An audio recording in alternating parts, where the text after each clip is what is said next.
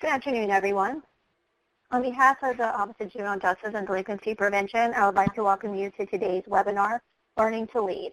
My name is Callie Murray, and I am with OJJDP's National Training and Technical Assistance Center. As your technical host, I would like to take a few minutes to discuss some features of Adobe Connect, which will help you maximize your opportunity to participate in today's webinar. To send a chat message, type your message into the text box. Click the message bubble icon to send or hit enter. For those of you participating in today's webinar as a group, please take a minute and help us count. Go to the chat window and type in the total number of additional people in the room with you today. This will help us with our final count. Again, if you are viewing with a larger group, please type in the number of additional people joining you today. If you are viewing by yourself, there's no need to type anything at this time. At the conclusion of today's webinar, you will be provided with a link to take a 5-minute online survey about today's presentation. We appreciate your feedback regarding this webinar. This information is used to assist in future planning and training. You'll be able to access the evaluation link on the last slide of the PowerPoint. Finally, this event will be archived in OJJDP's online university in approximately 3 weeks. You can also check out past webinars by Unity that have been archived on the online university. Again, thank you for joining us today. I will now turn it over to Kara McDonough with OJJDP. Kara? Hi, welcome. My name is Kara McDonough, and I'm with OJJDP.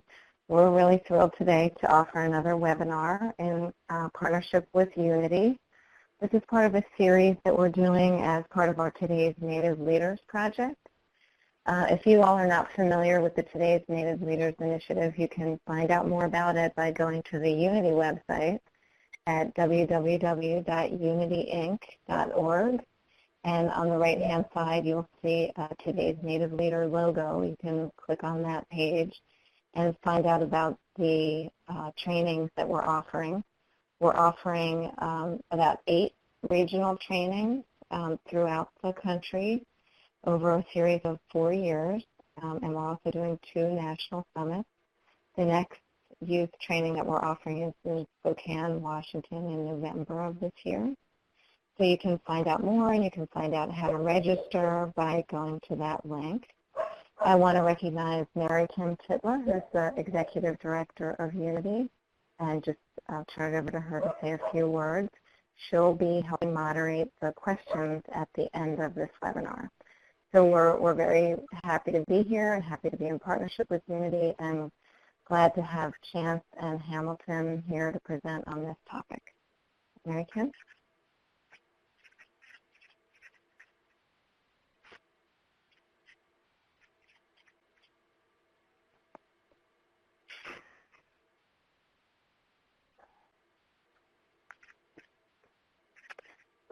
Sorry, Mary Kim may be having some technical problems, but she'll be here and she'll be able to moderate the questions at the end of the webinar. Hello, can you hear me?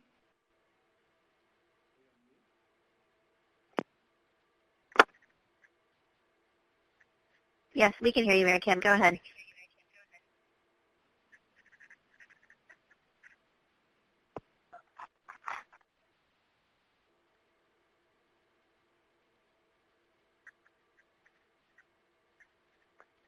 So it sounds like Mary Kim might still be having some technical difficulties, so we'll go ahead and turn it over to your presenter, Chance Rush. Chance, go for it. Hello, everybody. How you guys doing? I want to thank you guys for joining our webinar today. Today's Native Leaders is doing such a great job with so many of our tribal youth all across the United States.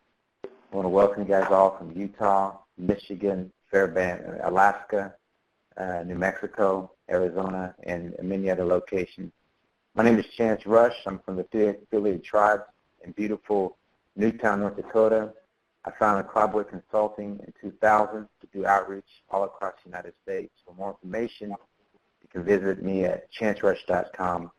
And I'm also proud to be part of an organization called OneChance Leadership, with Marcus Anthony Glenn, who serves as a consultant and the production dude for Unity each and every year.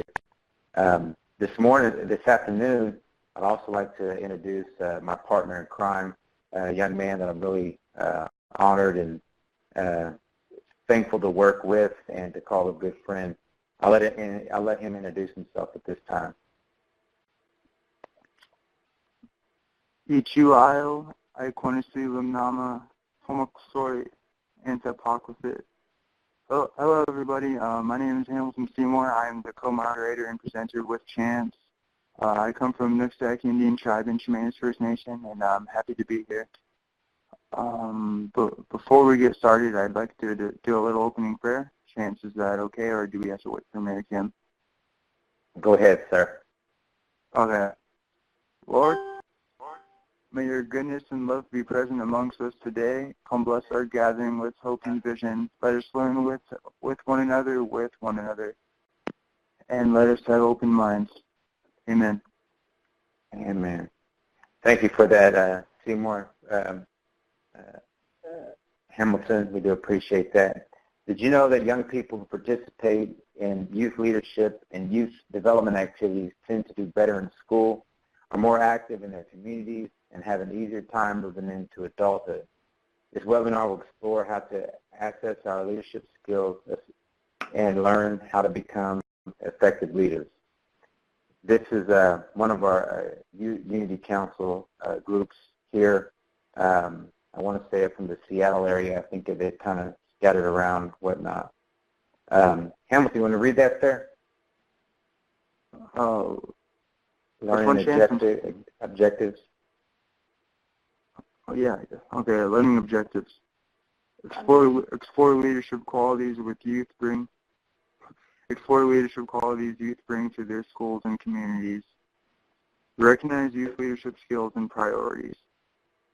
Build support among peers to take on leadership roles and practice leadership skills by creating positive changes in schools, organizations, or communities. So we have a few poll questions. Poll questions are, what is a leader?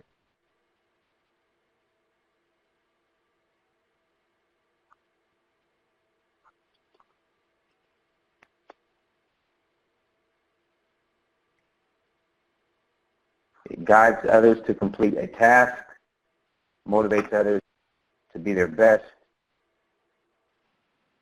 service-oriented, a visionary, or all of the above.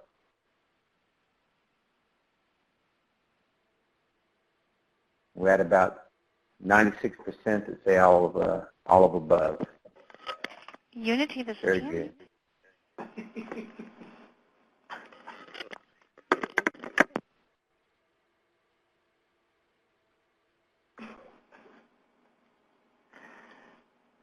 Moving along here. My grandpa used to, always tell me this as a young athlete. I remember I was heading out for a really big race, and my grandfather said, "Go someplace you've never been before, and leave there respected." So the definition of leadership is the action of leading a group of people or an organization. The state or position of being a leader. It's very important how you position yourself. That's something that we want to encourage to Native youth all across the United States, because they're going to grow up into adulthood, with that. Whatever your position you put yourself in, that's what you're going to get out of it. If you put yourself in a position to be a positive advocate, then expect great things because of your position. If you put yourself in a position where you're around negative people, negative situations, there's a good chance that you're going to get negative results. Native youth can get involved with youth councils, tribal communities, schools, and social clubs.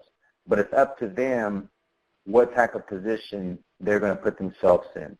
Are they going to be heard? Are they not going to be heard? Are you going to stand up, or are you going to wait for somebody to make the move for you?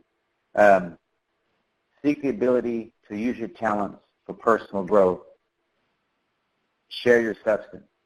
And the reason why I was excited about, talking about seeking the ability to use your talents for personal growth was because I remember in 1996, I was called up by J.R. Cook and was asked to be a keynote speaker at my very first Unity conference.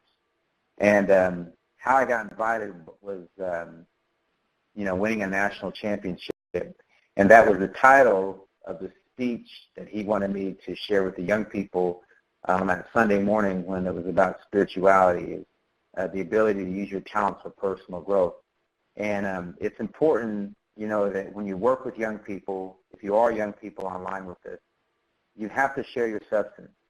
Teachers have to share their substance. Coordinators have to share their substance. We're all given something great, and it's important for all of us to want to share our greatness with others. Young people today are receptive. Young people today want to be around greatness. So you have to determine if you're going to share your greatness with other people. 1996, I had a chance to get on the line and compete at the national championships in NAIA and won a national title. And even today, I get up and I run about 5 to 7 miles on a daily basis. I'm 40 years old. I put in up to 30 miles a week because this is my substance. This is what keeps me alive. This is what keeps me motivated. This is what keeps me hungry. All of us have a greatness. And in order to share our substance, we have to polish it. In order to share our substance, we have to be honest with our substance. We have to take care of our substance. And so that's one of the reasons why I wanted to put my ring up. And that's one of the reasons why I want to talk about 1996 because me winning this national championship, created a phone call between me and J.R. Cook. And I'm not trying to brag about it, but matter of fact, I can't even find the ring. I don't know where it's even at. But moving on, when you want to share your substance, there's something that I created called Elements of Life. These young people here all gathered together at the past mid-year conference out in Washington, D.C. And I had a chance to work with a few of them. And they said, they asked me, what is it like to be able to get up and talk in front of people? And I share these simple rules, which are becoming aware of something, becoming aware of your greatness, becoming aware of something that you're interested in. A lot of times we talk about it. We find something that we're interested in, and sometimes we just talk about it. But what I would like to encourage is to learn it. You become aware of it. You have to learn it. You have to learn what you're interested in. Think of how many things that we're interested in, but we just don't take the time to learn it. After you learn it, you put action to it. You actually do it.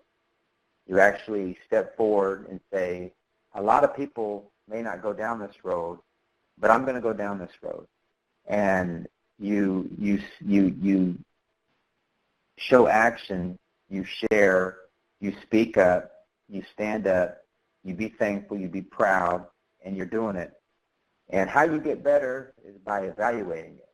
It's important to evaluate what you're wanting to deliver to other people. So I was able to use this, when I was, coming up and wanting to do more and more work with Native youth all across the country. A lot of times people may think that it's easy to work with young people. It's easy to be a speaker. It is a challenge. You have to be disciplined on all levels. You have to take care of your health. You got to be able to manage your time. You have to be honest. You have to walk. You have to walk you have to walk the walk, and talk the talk. You have to. If you say that if you're going to tell young people to be alcohol and drug free, then you should want to be alcohol and drug free. If you don't want kids to, have a bad attitude, we shouldn't have a bad attitude as leaders of these young people. The next one, we have Hamilton here. And Hamilton, can you briefly share your experience, what it was like to introduce the First Lady at this year's White House Youth Initiative? Yeah. growing up as a kid, I would have never in like a million years ever think about getting up in front of people and speaking, especially if it's something as an honor, such as to introduce the First Lady at the first ever White House Tribal Youth Gathering. What's the word I'm looking for? It was a blessing and a lesson at the same time. You know, not many kids can obviously say that they got to do that, but it was a lesson for me as well, because what I got out of it and what I took out of it was something that kind of like what I want to do when I'm older, and that is to help youth and work with youth, such as the majority of President Obama's initiatives and Michelle Obama's was just to help Native youth, and that's something I want to do. Chance, I don't know how much I'm going with that, so I'm going to give it back to you. You know, the picture here, being an A-plus leader, Hamilton is speaking at the mid-year conference out in Washington, D.C. this past, I was going to say February, March, but the kids that he's speaking to are probably about 3 or 4 years older than him. And this picture here was before he spoke to Michelle, and before he introduced Michelle Obama. But, you know, I want you guys to be thinking about this young man. I want you guys to be, you know, praying for this young man, having good thoughts about this young man. 16 years old, he's heading in the right direction. I had the privilege to sit down with him and share with him some of the things, how he's going to be able to filter out, you know, what it takes to be an A-plus leader, but also filter out the people who want to help him and the people who are trying to be discouraging. The four, I'm sorry real quick, I need to be moving on here, but the four, everyone is going to have that all moment. That all moment is, you know, you're excited, you're excited about something, you're happy about something, and we all have that moment. Then we become aware of the people we hang out with. We become aware of maybe that in that relationship. We become aware of, you know, what type of person we're doing business with. And it's up to you what you're going to allow and what you're not going to allow. Because if you don't take that third step of what you're going to allow, what you're not going to allow, you're going to end up accepting what that person is about, what that situation is about. You have that all moment. You become aware of their pattern. What are you going to allow? What are you not going to allow? Because if you don't determine on that level, then you're going to accept how that person or that situation may be. This young man here, his name is Austin. He comes from Red Lake, building your leadership crew. And this young man is on my leadership crew. This young man is FAS. And one of the reasons why I live an alcohol and drug-free life is for young men like this. I don't live an alcohol and drug-free life to be better than somebody. I don't live it to act like I'm better than someone. I do it for young people like this, young people that had no choice in how their life is today. So I live an alcohol and drug-free life because of my brother Austin. Austin, at our youth conference in Red Lake, Minnesota, he was always getting up, walking out, coming back in, talking loud, sitting down, listening, getting up, you know, kind of just all over the place. So I asked him one day if he would like to be help me with my speaking engagements and my workshops. And I had to take him through a few things in order for him to help me. The first one is to qualify. I had to qualify Austin. I had to encourage him on what he could do and what he couldn't do. I need you to introduce me. I can't have you walk out in the middle of something. I need you to keep it down. I can't have you talking out loud.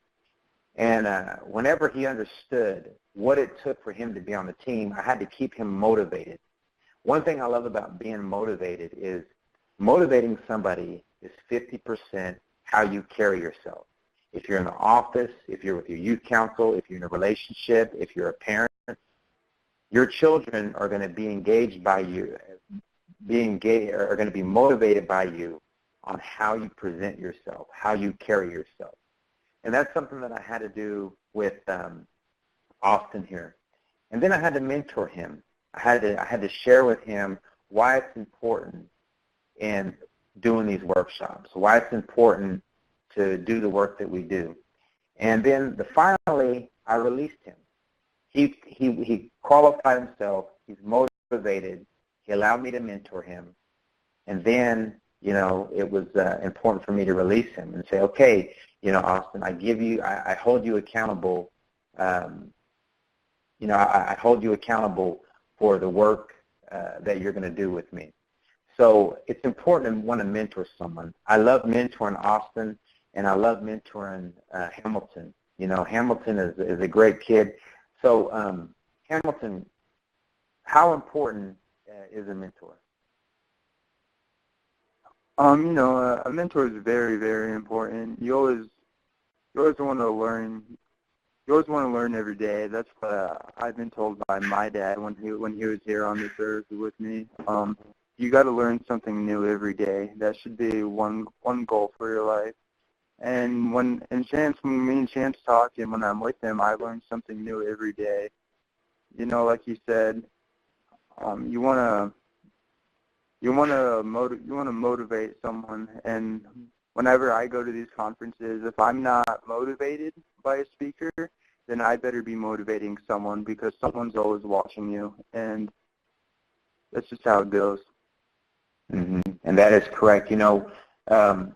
One thing that I learned about Hamilton is that there was a lot of kids that were about to get selected to introduce Michelle Obama, but Hamilton shared that people are watching you when you're not even realizing it.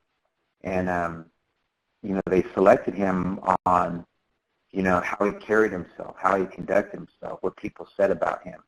And, that's the key part in being mentored is, you have to be aware of the times that you don't even realize that people are, talking about you, thinking about you, watching you, seeing what you say on Facebook, how you're acting on Twitter, whatever it may be. So thank you for that, Hamilton. We do appreciate it. Moving along here, I wanted to talk a little bit about the inner layer of leadership. And, everything, I was in Washington, D.C. yesterday talking to a group of individuals, and I said, you have to build from the inside. You have to start small and build. You can't just want something huge. It doesn't work that way. You can't take $1 and get, a bunch of expensive stuff. You got to take that $1, learn to make two with it, learn to multiply, learn to grow. And then after a while, you're able to take what you earned and build something as you go. And so that's what we're going to talk about real briefly here, about the inner layers of leadership. One of them, is defined as your character. Your character is built by you. Your character is something that you're in control of. Your character is an emotion that only you have. No one else can create your character. No one else can tell you how to feel, what to think, what to believe in. That's all. Character is built by you. It's also built by confidence. You have to have confidence inside to deliver something on the outside.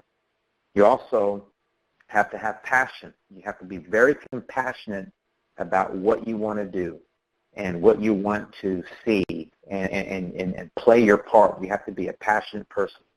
Third one is culture. You have to be able to build character with your culture. Your culture is who you are. Nobody can change it. Nobody can take it from you. They tried.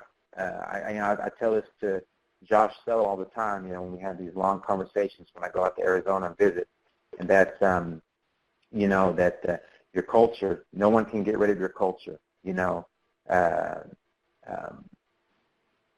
That's up to you if you're going to learn it. In order to learn your culture, you have to learn all levels: how to sing, how to dance, and the language. If you put effort into it, if you put effort and you respect it, that's what's important. The fourth one is spirituality. Character is also built off of spirituality. It's so important, to have that holistic component in your character. Moving along, education.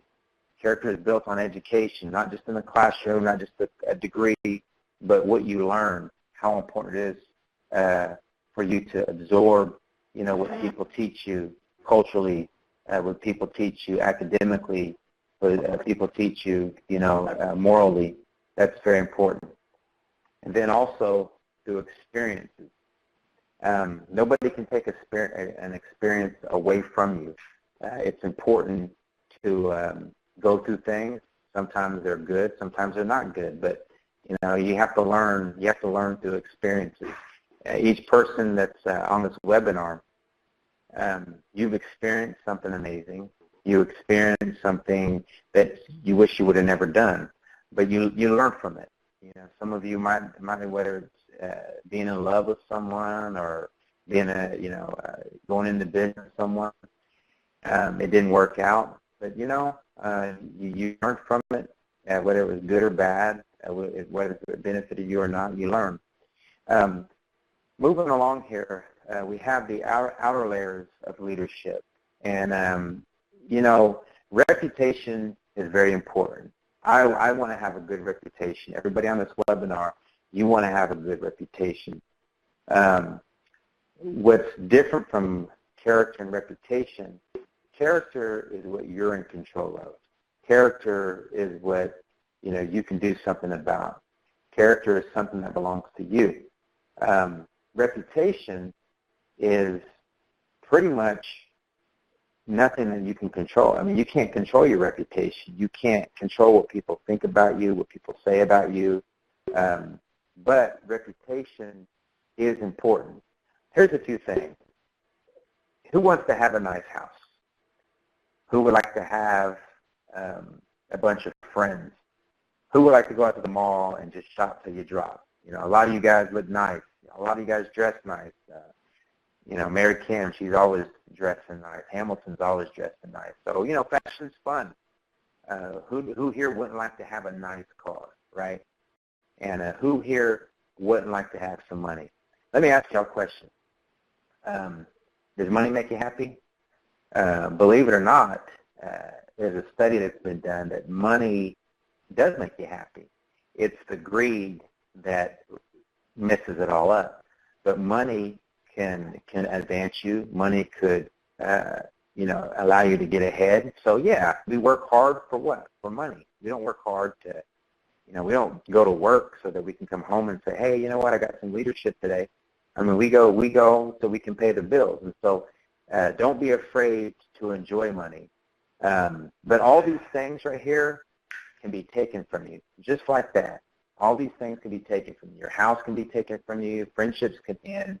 Fashion can go out of style. Your car can get repoed. And money can be spent. So even though these things are fun, these things are important, these things are a reward, we also have to understand that, these are some things that could be taken from us. What I said about character, no one can take away your confidence. No one can take away your passion. No one can take away your culture. No one can take away your education. No one can take away your spirituality. Nobody can take away your experience. That's if you give it up. That's if you don't want to exercise it anymore. That's if you don't want to share it anymore. Then it can be taken from you. But it's like you taking it away from yourself. So moving right along here, like I was saying earlier, character before reputation. Both are very important when it comes to leadership. Character is what you know about yourself. Reputation is what others see and know about you. Character defines your relationship. So, be thinking about that and be mindful of that, that both are important. We work hard for both. There's nothing wrong with having nice things, but the biggest thing is, knowing the difference between the two. This right here is a group I worked with, Michael Preston out in Gila River. These individuals, we got to do a 2-day training, and it was an absolute honor to be able to go out and work with them. Power, positive outreach for equal reward. That's something that we learned there after training. I want you guys to think about those words here real quick. positive outreach will equal reward. It may come instantly. It may take a while, but that's how we have to look at it. That's what power means to me, What makes a great leader? First thing is my advice. This is just my opinion, and this is just my advice. What makes me a great leader is, number one, being spiritual. This is who we are. This is what we stand for. You can be spiritual as an athlete, in a relationship, as a business partner, as a speaker, whatever it may be. It's important to have that holistic side. You can be spiritual in anything. Second thing is honest. What makes me a great leader is just be completely honest about things. Know right from wrong, and ask others to invest in doing the right thing, being honest about things. Next one is passionate. You got to be passionate. I'm very passionate in the work that I do. I may not do everything right. I may not do everything the best, but I'm willing to try. Here's a perfect example. My willing. This is my very first PowerPoint. This is my very first webinar. I'm an old school guy. I need a flip chart and markers, and we can go to work. But I'm willing to try this because I'm willing to try this because someone asked me to. I felt like I was capable of doing it. So therefore, that's something that I'm willing to do. If it's going to help somebody, then I'll try it. And I may not be the best at it today, but I'm going to get better as I keep going. But this is what helps me become a great leader. I don't back down from a challenge that I don't think that I can be successful at one day. So going back over here to Hamilton, I do apologize. Hamilton is having a hard time trying to get on the webinar, but he is joining us by the phone. Hey, Hamilton, are you still with me there? Yep.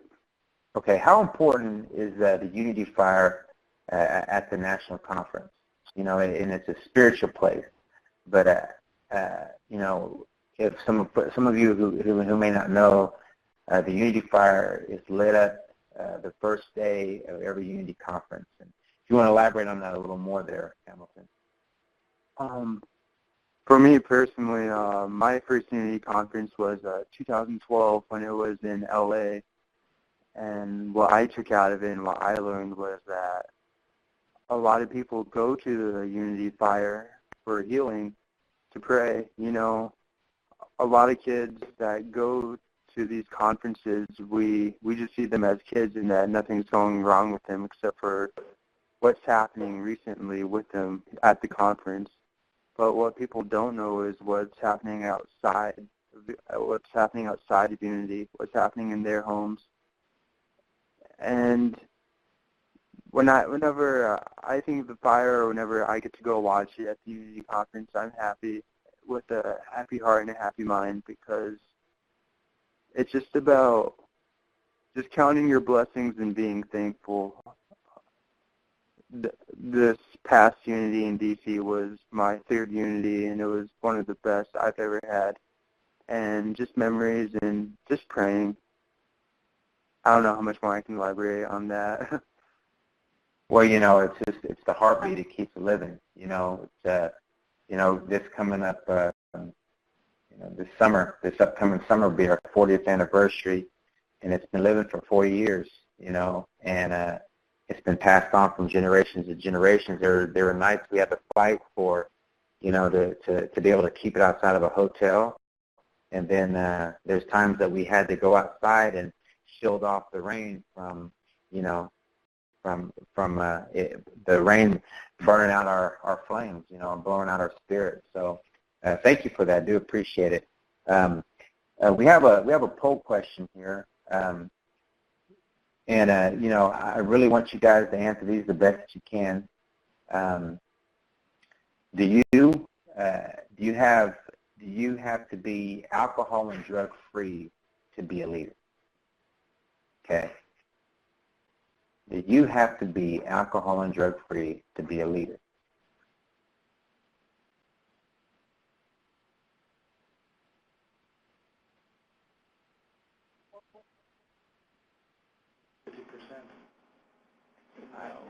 Mm-hmm.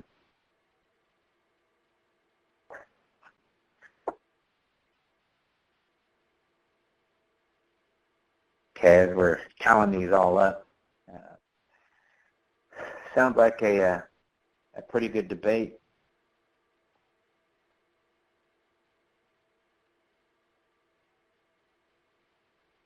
Okay, I believe that we have about 63% that says yes, you do have to be alcohol and drug free. 64%, and about 33% says no. So about 2/3 do believe that that you should be alcohol and drug free to be a leader. I would like for everybody to be thinking about having a conversation. Have a conversation about that. Because that is very interesting. Moving along here, is education important when it comes to leadership? Is education important when it comes to leadership? Okay, you can type your answer. You can explain and type your answers in. What do you think? Is education important when it comes to leadership? And you can even explain. You can explain if you want to. I got some that's absolutely, absolutely, yes, yes, yes. The more you know, education comes in many forms, both informal and formal.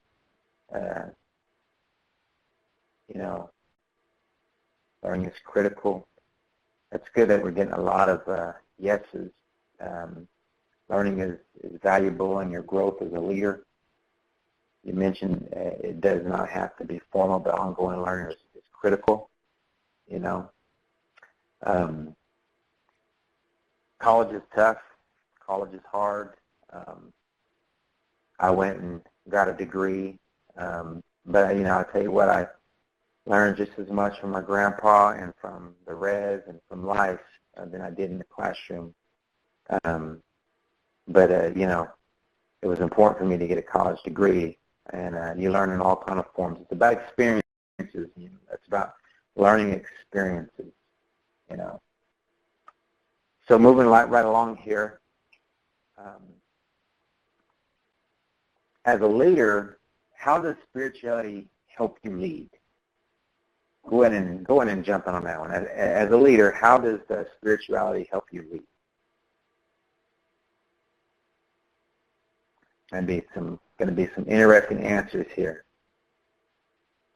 Helps me lead my family. We pray a lot. We need a lot of prayers here. It gives you strength, more acceptable, keeps you grounded, keeps you strong and happy, keeps your heart strong and happy. Good. Faith and allows you to be guided with the right intentions. Good, man. Thank you guys for answering these questions. I do appreciate it because, like I said, this is gonna help me out too. Learning a lot from what you guys got going on. So at this time, I do hope that we do have some questions here. Hamilton, are you with me? Yep. You want to give any final laughs before we do questions and answers? Would you like to add anything? I feel like we pretty much nailed it, but just thanking everyone for taking their time and answering these questions. As Chance said, it helps. It helps the both of us to see from other people's views and just not ours. Okay, cool. Hey, man, thank you, Hamilton. I know you're real busy with school, and I know that's important for you. And thank you for juggling things around to be with us on this webinar today. So at this time, we have just a little bit of time left for questions, and I'd like to invite Mary Kim, maybe to help moderate this. Or I want to thank you, Mary Kim, for giving me the opportunity to represent our organization. So thank you very much for allowing me to be here with you.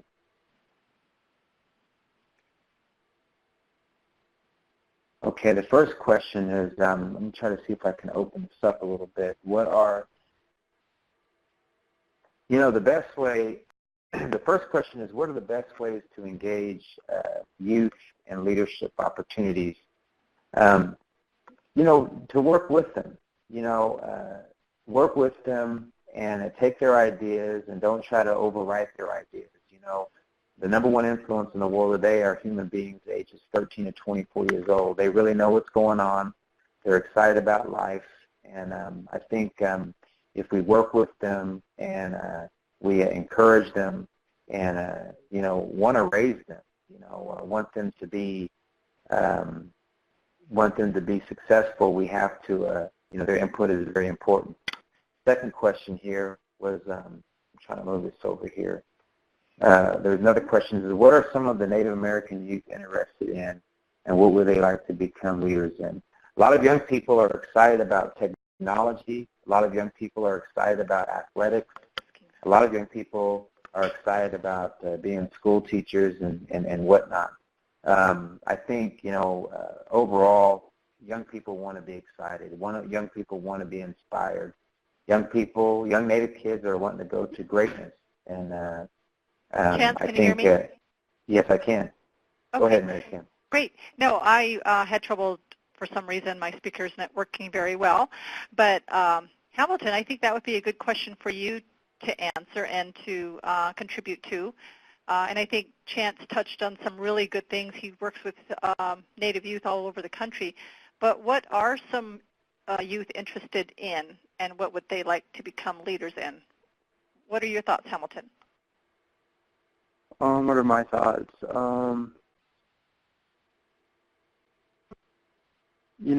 As Chance said, Native American youth, in my honest opinion, I feel are very easily inspired. I first met Chance back in D.C. back in November of 2014, and ever since I heard him speak about certain issues, because it was, when I first met Chance, it was at a SAMHSA youth conference, and suicide prevention is one thing I highly promote, and I'm all for it. And that was a subject that Chance was leading the discussion on, and ever since then, I felt like for me personally, I just really want to do what he does in kind of a sense. I want to inspire other Native youth, and that's all I have on that question. Thank you, Hamilton. We have some other questions coming in. What is the best language when trying to instill in at-risk youth that they have the power to excel? And I think you touched on that a little bit, Chance.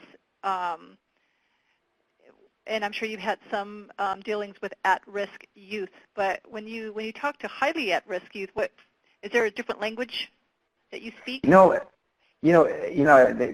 Kim, thank you for asking that question, and I want to thank Dewana for asking that question. Honest to goodness, in about 8 minutes, I'm going to be walking in 2 foster kids. I'm going to be a foster parent in about 10 minutes. My wife has been getting the house ready. 2 of these young people who are coming here, they're 12 and 13. They're at-risk youth. And, the language is love them. The language is be there with them. The language is grow with them, encourage them, be excited about them instead of, that's the language we have to engage with young people who had rough paths. Both their parents right now are incarcerated, and this is real. This is how real it is. So that is a great question. This is how real it is. If you're capable and if you're able of doing something great for young people who have challenges in their lives, then step up to the plate. Too many times we talk about it. We say we hope they can get help.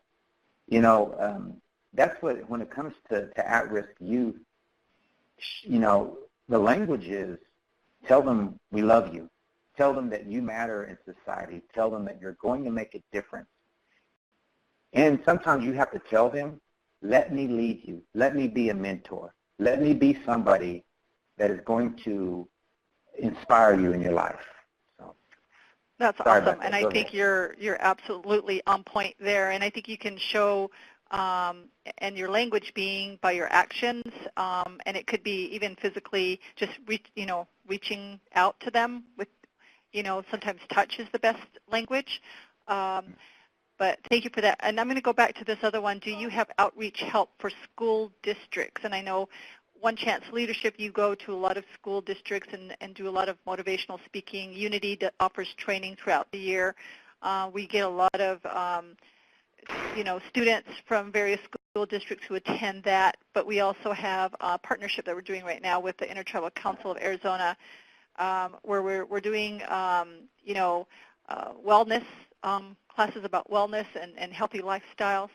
But do you want to touch on that, Chance? There's some other questions coming in as well. Yeah, real quick. OneChance Leadership, we do assembly-type formats.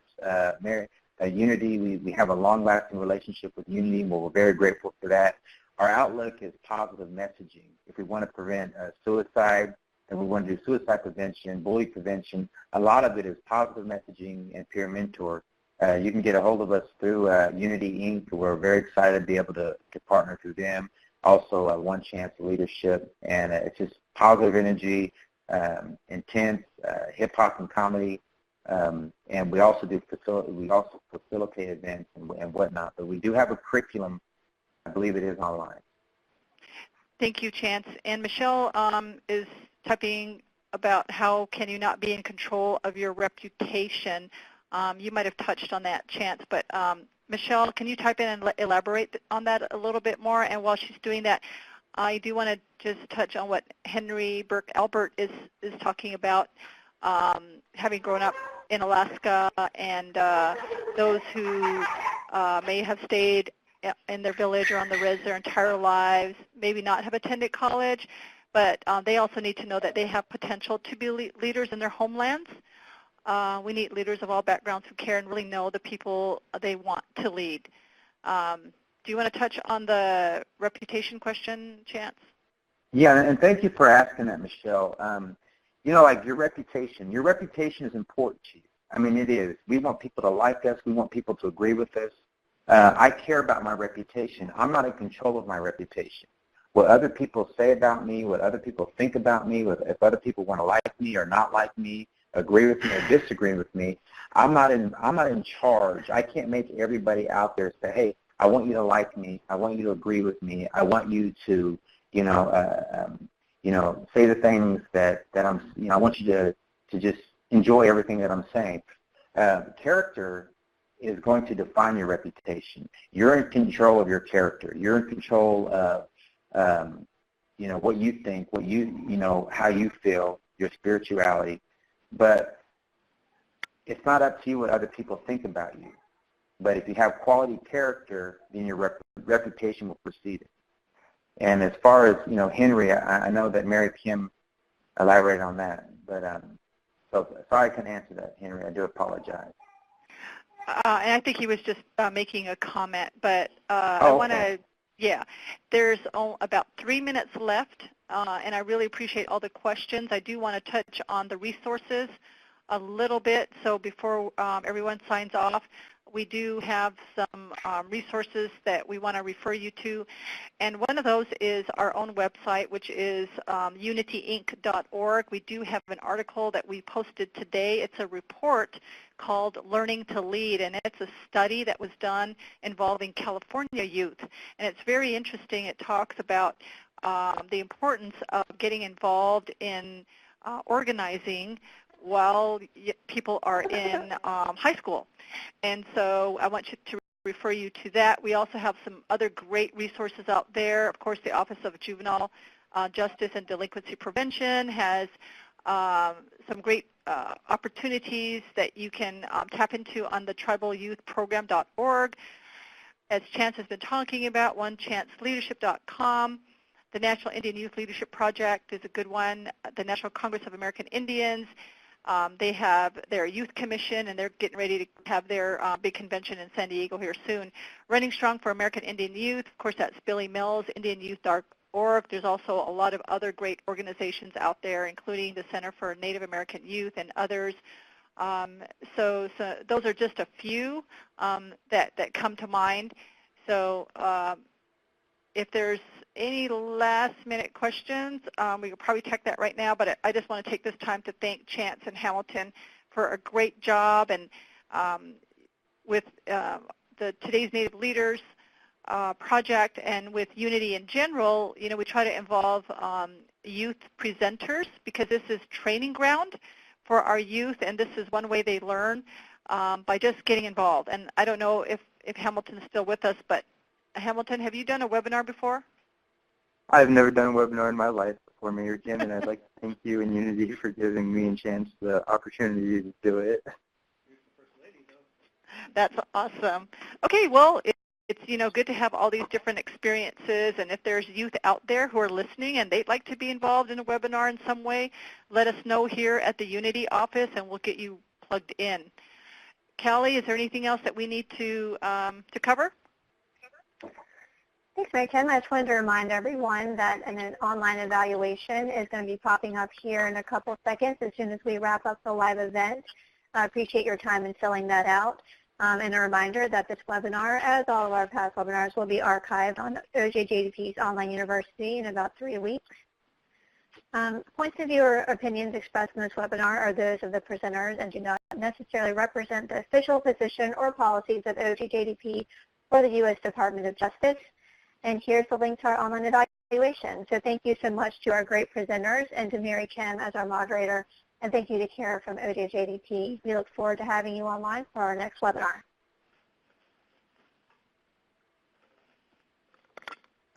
Thank you.